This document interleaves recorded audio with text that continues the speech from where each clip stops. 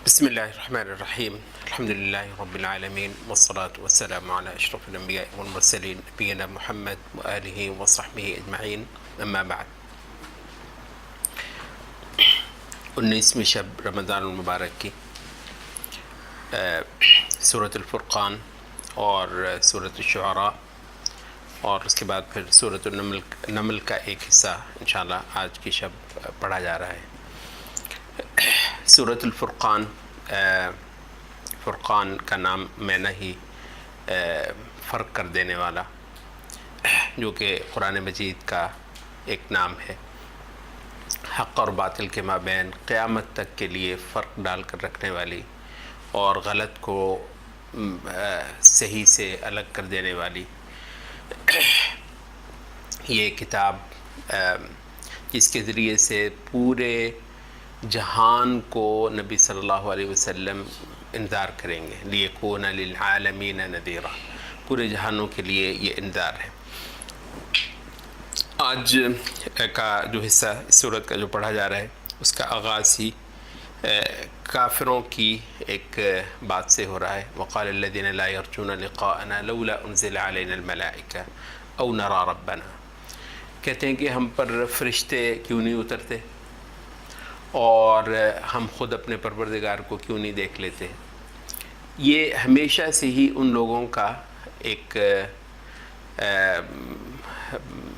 جواب رہا ہے، یا ایک کھٹ حجتی رہی ہے، جو اس جہان کے اندر اگلے جہان کو لے کر آنا چاہ رہے ہیں۔ اگلے جہان کے اندر مالک کائنات نے وہ پردہ اٹھانا ہے جس کے نتیجے میں سب کچھ جو انبیاء نے بتایا تھا وہ سامنے آ جائے گا۔ ابھی اپنے تمام قوا کو مجتمع کرتے ہوئے، اپنے استدلال کی تمام صلاحیتوں کو یکجا کرتے ہوئے، تاریخ کے جتنے شواہد ہیں ان سب کو کام میں لے کر آتے ہوئے، رسالتوں کا جو ہمارے پاس اکاؤنٹ موجود ہے ان سب سے مدد لیتے ہوئے، اور فطرت اور عقل کے جو تقاضے ہیں ان سب کو کام میں لاتے ہوئے ایک چیز کو سمجھنا ہے اور پھر پورے وثوق کے ساتھ اس کی شہادت دینی ہے۔ یہ پردہ نہیں ہٹایا جانا، تو وہ کہہ رہے ہیں کہ وہ پردہ ہی یہاں پر ہٹا دو، پھر ہم بھی مانتے ہیں۔ پھر وہ یہ ایک بہت اہم مقدمہ ہے رسالتوں کا، اور اس پر جتنے بھی اعتراضات ہوتے ہیں ان کا بنیادی مضمون ایک ہی ہوتا ہے کہ اس منصوبے کو ختم کر دو۔ جو ایمان بالغیب کا، خدا کو بن دیکھے اس سے ڈرنے کا پورا پروگرام لپیٹ دو، پھر ہم بھی ڈر کر دکھا دیتے ہیں۔ تو وہ لوگ جو تھانے دار سے ڈر جاتے ہیں، ٹھیک ہے، جو محلے کے بدماش سے ڈر جاتے ہیں، وہ خدا سے کیوں نہیں ڈریں گے؟ خدا سے تو ڈریں گے۔ اگر اسی طریقے سے خدا ان کے سامنے آ جائے جیسے تھانے دار آ جاتا ہے، جیسے ایک بدماش، جیسے ایک پولیس، جیسے جلاد جو ہیں جو حکومتوں نے رکھے ہوتے ہیں، جو پولیس کے سارے نظام ہیں، جس کو دیکھتے ہوئے ایک بہت بڑی خلقت آپ کو پتہ ہے کہ جرائم سے اس وجہ سے رکتی ہے کہ یہاں پر عدالتی نظام ہے، یہاں پولیس ہے، یہاں فوج ہے، یہاں کوڑے ہیں، یہاں جیلیں ہیں۔ تو یہ جو خلقت جو ہے، یہ جو ان جیلوں کو دیکھ کر جرم سے رک جاتی ہے، تو کیا اس کو دیکھ کر وہ نہیں رکے گی؟ تو ان کا یہ ہے، تو اس کا جواب جو ہے وہ اللہ تعالیٰ قرآن مجید میں جگہ جگہ اس کا ذکر کرتا ہے، لیکن اس کا جو جواب دیتا ہے وہ بالکل اس انداز میں نہیں ہے کہ اچھا ابھی ہم آپ کو دکھا دیتے ہیں یہ وہ۔ تو وہ یہ ہے کہ ایک بے نیازی ہے کہ یہ تمہاری ان چاہتوں سے یا تمہاری ان فرمائشوں سے ہم اپنا ایک پروگرام جو ہے وہ بدلنے نہیں لگیں۔ تو اس کے جواب میں کیا فرماتا ہے اللہ تعالیٰ؟ لقد استکبروا فی انفسہم۔ یہ جو باتیں آتی ہیں نا کہ خدا آئے ہمارے پاس، فرشتے آئے ہمارے پاس، یہ جو پیغمبروں نے بات پہنچائی ہوئی ہمارے لیے تو کافی نہیں ہے۔ اصل کیا ہے؟ تکبر ہے۔ یہ ایک بڑا تکبر ہے جو ان کے نفسوں کے اندر اترا ہوا ہے۔ وَعَتَوْا عُتُوًّا كَبِيرًا، اور ایک بہت بڑی سرکشی ان کے اندر آئی ہوئی ہے۔ پھر فرما رہے ہیں یوم یرون الملائکۃ لا بشری یومئذ للمجرمین، فرشتے دیکھ تو لیں گے یہ انشاءاللہ، لیکن جس دن فرشتوں کو یہ دیکھیں گے اس دن مجرموں کی خیر نہیں ہوگی. مطلب فرشتوں نے پھر آنا ہے, پھر یوں تو نہیں آنا ہے کہ جی آئیے ہمیں دیکھ لیجئے, ٹھیک ہے, وہ تو ہونا نہیں ہے. آپ کی ایک فرمائش تھی تو ہم حاضر ہو گئے, وہ تو ہونا نہیں ہے. تو پھر جس دن آنا ہے تو اس دن پھر مجرموں کی تو خیر نہیں ہے, اور وہ تو اس دن پناہ مانگیں گے. وَيَقُولُونَ حِجْرًا مَحْجُورًا وَقَدِمْنَا إِلَىٰ مَا عَمِلُوا مِنْ عَمَلٍ, اور وہ روز ہوگا کہ انہوں نے جو کوئی خیر کے کام کر رکھے ہوں گے. یہ وہی مضمون ہے جو ہم نے قرآن مجید میں بہت ساری جگہوں پر پوائنٹ آؤٹ کیا ہے, اور ہماری اس سیریز میں ہم نے خاص طور پر اس وجہ سے کیا ہے کہ اس دور کا ایک بہت بڑا دین ہے جس کا نام ہے ہیومنزم. ٹھیک ہے, تو وہ کہتا ہے کہ رسالتوں سے اور شریعتوں سے اور خدا کی جو تنزیل ہے ان ساروں سے ہٹ کر بھی خیر اور ایک شر کا کوئی تصور ہو سکتا ہے, اور وہ ہم دیتے ہیں. اور وہ ایسا ایبسولوٹ ریفرنس ہے خیر اور شر کا کہ رسالتوں کی کوئی خاص ایسی بات نہیں تھی کہ وہ کہتے ہیں جی سچ بولنا ہے, وہ تو ہمیں پتہ ہے سچ بولنا ہے, جھوٹ نہیں بولنا تو وہ تو ہمیں پتہ ہے, جی انصاف کرنا چاہیے وہ ہمیں ویسے ہی پتہ ہے. عقل انسانی کو اتنا پتہ ہی ہوتا ہے. کسی کے ساتھ جو ہے وہ کسی کا برا نہیں کرنا, کسی کے ساتھ جو ہے وہ زیادتی نہیں کرنے. تو یہ ساری باتیں خیر اور شر یہ ہم بتاتے ہیں, رسولوں کی اس کی ضرورت جو ہے وہ نہیں. وَقَدِمْنَا إِلَىٰ مَا عَمِلُوا مِنْ عَمَلٍ میں ہم ہاتھ بڑھائیں گے, اور تمام جو انہوں نے عملوں کے ڈھیر لگا رکھے ہوں گے, بڑے بڑے خیر کے کام کیے ہوں گے انہوں نے, فَجَعَلْنَاهُ هَبَاءً مَنْثُورًا, تو ہم اس کو بالکل راکھ کا ڈھیر بنا دیں گے. اصحاب الجنت یومئذ خیر مستقرا, البتہ جو اصحاب جنت ہے اس روز ان کے کیا ہی ٹھاٹھ ہوں گے اور کیا ہی ان کے حالات ہوں گے. احسن مقیلا, اور وہ بہت اچھی آرام کی جگہ پر ہوں گے. اچھا, سورۃ فرقان کے اندر کیونکہ رسالت کا مضمون ایک مرکزی مضمون ہے, اور رسول کا دامن تھام لینا نجات کے لیے, یہ جو بحر ظلمات ہے اس کے اندر آپ کو اتار دیا گیا ہے. اور بلا شبہ بہت سارے اہل علم نے اس کی مثال دیے, کہتے ہیں کہ یہ دنیا جو ہے یہ بالکل ایسے ہے جیسے ایک ناپیدا کنار سمندر ہے, اور عین اس کے بیچ میں آپ کو چھوڑ دیا گیا ہے. یعنی اب آپ کو یہ تک پتہ نہیں ہے کہ اس سے نکل کر جائیں اس طرف کو یا اس طرف کو, اور کتنا جانا ہے اور کہاں جانا ہے. تو یہ اس میں کوئی آپ کو کلو نہیں ہے سوائے اس کے کہ ایک چیز آئی اور وہ ہے رسالت. تو رسول کا دامن تھامنا, اور یہ دنیا کے جو اندھیرے ہیں ان سے, اور پھر دنیا کے بعد جو اندھیرے آنے ہیں, قبر کے اندر کیسے کیسے مقامات آنے ہیں, اور قبر سے اٹھ کر پھر جو حشر کے مقامات ہیں وہ اتنے زیادہ ہیں. تو رسول کا جس نے دامن تھام لیا اعتقاد کی صورت میں اور انقیاد کی صورت میں, انقیاد کا مطلب ہوتا ہے کہ اپنی مہار تھما دینا, رسول کو اپنی مہار جو ہے وہ تھما دینا. تو کہتے ہیں ایک ہے کہ اس پر اعتقاد کیا جائے, تصدیق کی جائے, ایک ہے تصدیق اور ایک ہے انقیاد رسالت کی. رسول کا دامن تھامنے کا جب ہم ریفرنس دیتے ہیں تو وہ دو چیزیں ہوتی ہیں. ایک ہے کہ تصدیق و ما اخبر, جو رسول اللہ نے باتیں بتا دیں, چاہے اس دنیا کی ہیں چاہے یہاں کے سماجی معاملات کی ہیں, معیشت کی کوئی بات ہے, سیاست کی کوئی بات ہے, رشتوں کی کوئی بات ہے, تجارت کے لین دین کے معاملے میں جو رسول اللہ نے کوئی بات بتا دی ہوئی ہے اس کو سچ ماننا ہے. تصدیق و ما اخبر, جو آپ نے خبر دی خبر کی تصدیق کرنی ہے, ٹھیک ہے. وطاعت ما امر یا وانقیاد ما امر, جو امر دیا ہے آپ نے, جو حکم دیا ہے اس کی اطاعت کرنی ہے. تو کیا ہے, رسول کی خبر کی تصدیق اور رسول کے امر کی اطاعت. تو مطلب یہ دو چیزیں ہیں. اچھا, تو یہاں پر وہ مقام آ رہا ہے وَيَوْمَ يَعَضُّ الظَّالِمُ عَلَىٰ يَدَيْهِ, وہ دن ہوگا کہ جب ظالم جو ہے وہ اپنے ہاتھ چبائے گا. یہ افسوس, حسرت اور دکھ جو ہوتا ہے جو دل سے نکلتا نہیں ہے, تو اس کا ایک ایکسپریشن ہے وہ یوم یعض الظالم, جب ظالم کاٹ کاٹ کر اپنے ہاتھ کھائے گا.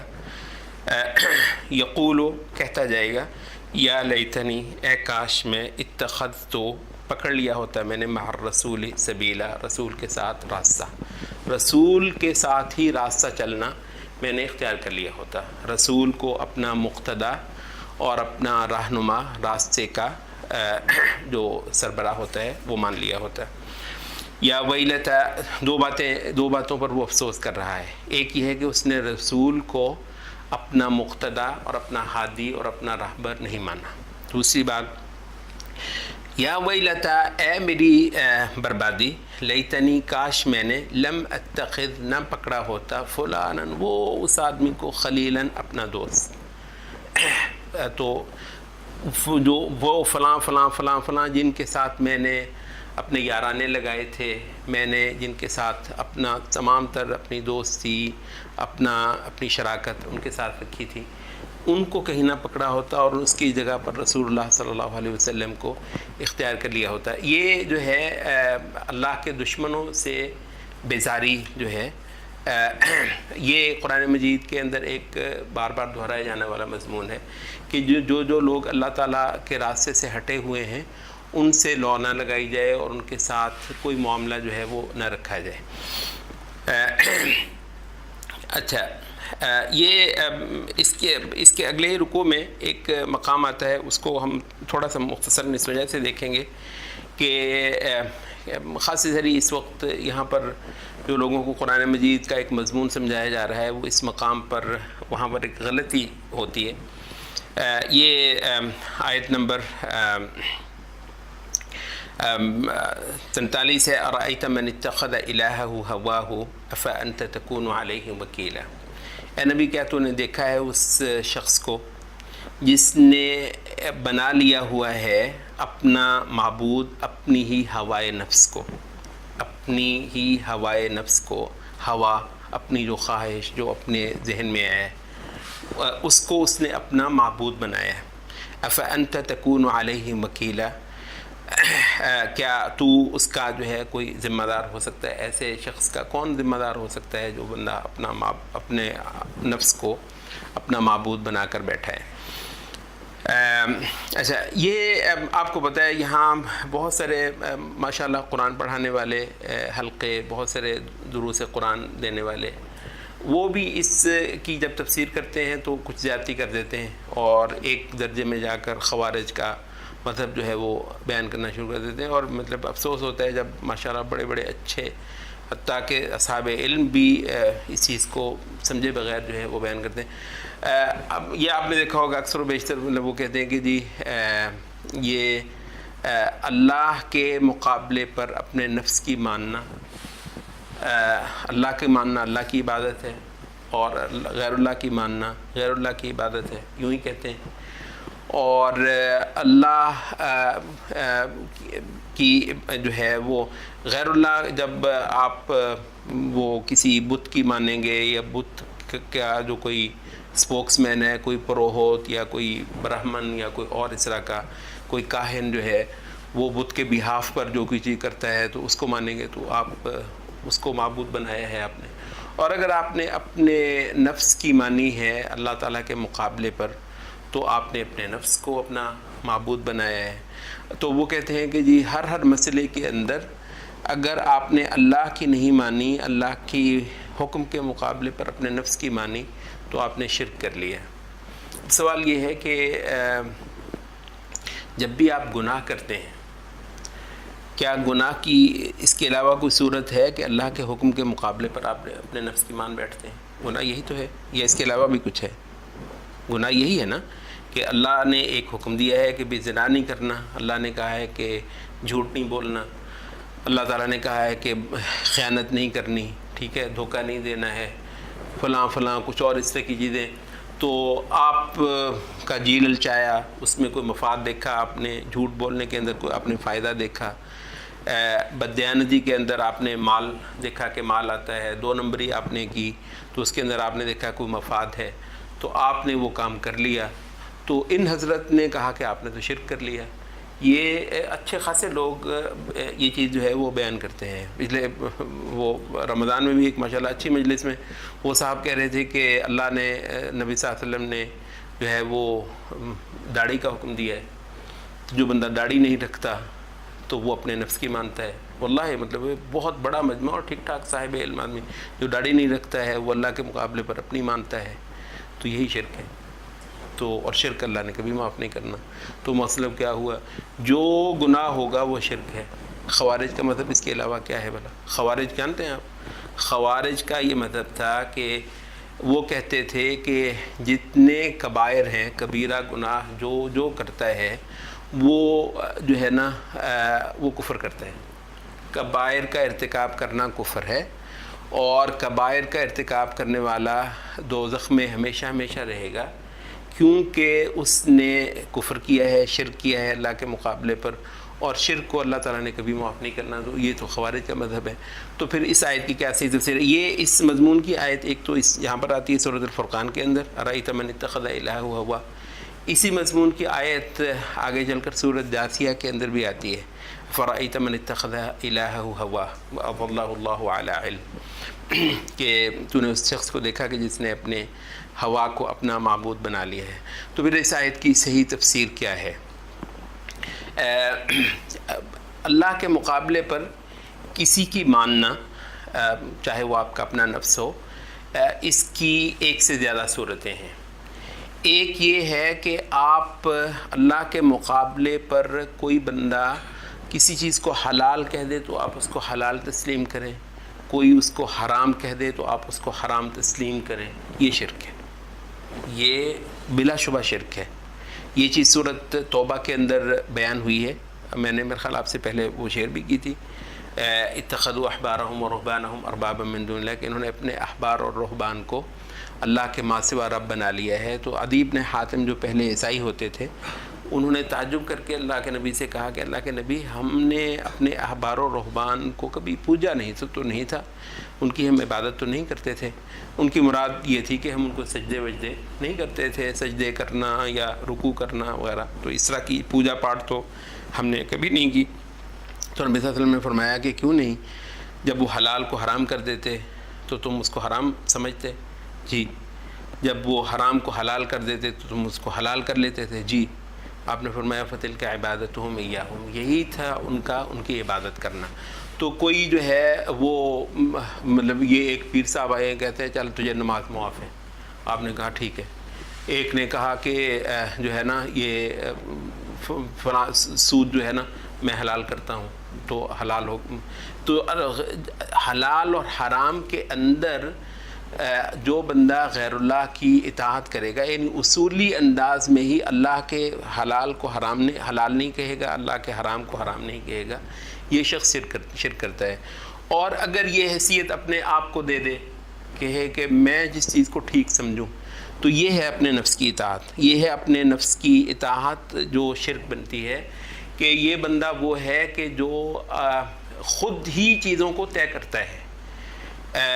آپ نے بھی بعض اوقات دیکھا ہوگا، کہتا ہے میں نہیں سمجھتا کہ یہ جو ہے نا یہ اس میں کیا غلطی ہے، شراب پینے میں میں نہیں سمجھتا اس میں کیا کوئی خرابی ہو، میرا نہیں خیال کہ سود کے اندر کوئی ایسی بات. اب یہ ہے جو اللہ کے مقابلے پر اصولی انداز میں تحلیل اور تحریم کرتا ہے، اپنے نفس کو یہ حق دیتا ہے کہ وہ چیزوں کی قدریں متعین کرے، وہ اشیاء کی حلت اور حرمت کا حکم جو ہے وہ طے کرے. ٹھیک وہ ہے جو میں سمجھوں ٹھیک ہے، غلط وہ ہے جو میں سمجھوں غلط ہے، یہ ہے شرک. غلط وہ ہے جو اللہ کہے غلط ہے، ٹھیک ہے، اور اللہ خود نہیں آئے گا، اس کا رسول آ کر اللہ تعالیٰ کی طرف سے بتائے گا. ٹھیک وہ ہے جس کو اللہ اور اس کا رسول کہے کہ یہ ٹھیک ہے. حلال وہ، حرام وہ، باطل وہ، حق وہ. اس معاملے کے اندر کسی کو آپ لے آئیں گے، چاہے آپ کسی پیر فقیر کو لے آئیں، چاہے آپ پارلیمنٹ کو لے آئیں، ٹھیک ہے، چاہے آپ کسی مقننہ کو لے آئیں، اللہ کہے کہ یوں ہے اس کا حکم، یہ زانی کی سزا یہ ہے، دوسرا کہ نہیں زانی کی سزا آج سے یہ ہونی چاہیے، ٹھیک ہے. اللہ کہے کہ سود حرام ہے، ہو گئے سود ٹھیک ہے، سود جو ہے وہ جائز ہے، تو جو سود کو جائز کرے، جو شراب کو جائز کرے. تو جواز کے اندر، تحلیل اور تحریم کے اندر جو بندہ اپنے نفس کو یہ حق دے گا، وہ بندہ اپنے آپ کو خود اللہ کے ماں سوا معبود بناتا ہے. البتہ رہ گیا یہ کہ ایک بندہ اصولاً تو یہ مانتا ہے کہ اللہ کا حلال کیا ہوا ہی حلال ہے اور اللہ کا حرام کیا ہوا ہی حرام ہے، مگر یہ ہے کہ اپنے آپ پر قابو نہیں ہے، اور اس معنی میں اس نے نفس کی مان لی ہوئی ہے. تو ایسا بندہ اگر شراب بھی پی بیٹھا ہے جبکہ وہ شراب کو حرام سمجھتا ہے اور غلط سمجھتا ہے اور برا سمجھتا ہے، اور اس وجہ سے برا سمجھتا ہے کہ محمد صلی اللہ علیہ وسلم نے اس کو حرام کیا، یہ بندہ مسلمان ہے اور یہ بندہ مشرک نہیں ہے، چاہے یہ شراب بھی پیتا ہے، یہ گناہ گار ہے، اس کو امت کے گناہ گار کہا جاتا ہے۔ امت کے گناہ گار ہوتے ہیں ان سے یہ زنا بھی کر بیٹھتے ہیں، چوری بھی کر لیتے ہیں، ڈکیتی بھی کر لیتے ہیں، ان کے لیے سزائیں بھی دنیا کے اندر بھی سزائیں رکھی ہوئی ہیں اللہ تعالیٰ نے، اور آخرت کے اندر بھی سزائیں رکھی ہوئی ہیں۔ آخرت کی سزائیں چاہے تو وہ معاف کر دے جب تک کہ انہوں نے شرک نہیں کیا، تا وقت کہ کسی نے شرک، ان اللہ لا یغفر ان یشرک بہ ویغفر ما دون ذلک لمن یشاء، جب تک اس نے شرک نہیں کیا تو ہو سکتا ہے اللہ کسی کو معاف بھی کر دے۔ اس وجہ سے ایسے کسی بندے کا ہم جنازہ بھی پڑھتے ہیں، آپ کو پتہ ہے، ایسا کوئی بندہ جو دنیا میں مطلب شراب پی لیتا رہا تھا، اس سے زنا ہو گئے تھے اور کہ اس طرح کا وہ بندہ ہے تو اس کا ہم جنازہ بھی پڑھتے ہیں۔ کیوں جنازہ پڑھتے ہیں؟ اس وجہ سے کہ وہ موحد تھا نا، اس وجہ سے کہ وہ مسلمان تھا۔ اگر وہ مشرک ہوتا تو مشرک کے لیے تو آپ کو ہے دعائے استغفار کرنا اور جنازہ پڑھنا جائز ہی نہیں ہے۔ تو کیونکہ یہ مسلمان تھا تو اس وجہ سے ہم نے اس کو سارے کے سارے احکام مسلمانوں والے دیے، اس کا جنازہ ہم اس کا کو مسلمانوں کے قبرستان میں دفن کیا، اور اس کے لیے ہم اللہ تعالیٰ سے یہ امید بھی رکھتے ہیں کہ یا تو اللہ تعالیٰ چاہے تو ویسے اس کے گناہ معاف کر دے، اور اگر چاہے تو اس کو کچھ سزا دے کر تو بالآخر اس کو جنت کے اندر بھیج دے۔ تو یہ ہے درست تفسیر اس بات کی کہ اپنے نفس کو الہ بنانا وہ شخص ہے جو ٹھیک اور غلط ہے تعین کرنے میں اپنے نفس کو یہ حیثیت دیتا ہے کہ میں یہ ٹھیک وہ ہے جو میں کہوں، غلط وہ ہے جو میں کہوں۔ رسول کون ہوتا ہے اور اللہ کون ہوتا ہے، اور شریعت کیا ہوتی ہے، اور قرآن کیا ہوتا ہے، اور حدیث کیا ہوتی ہے، اور اس طرح کے یہ جو لبرل ٹائپ لوگ ہیں، یعنی یہ بہرحال یہ وہ ہیں افرائیت جو صحیح ترین جن پر منطبق ہوتی ہے یہ آیت، یہ وہ ہیں جن کو آپ لبرل کہتے ہیں، اپنے آپ کو الہ بنایا ہے، جو دل میں آئے وہ ٹھیک ہے، جو دل میں آئے وہ ٹھیک ہے۔ رسول کی کا انقیاد کہاں چلا گیا، رسول کے پیچھے چلنا، ایک ایک بات میں رسول سے پوچھنا، یہ کہاں چلا گیا؟ تو ایک اصولی اطاعت جو ہے وہ شرک ہوتی ہے۔ البتہ جو محض نفس کے جو ہے وہ میلان کی وجہ سے انسان سے سرزد ہو جائے وہ ہم شرک نہیں کہتے۔ میرا خیال ہے آج کے لیے نہیں کرتے۔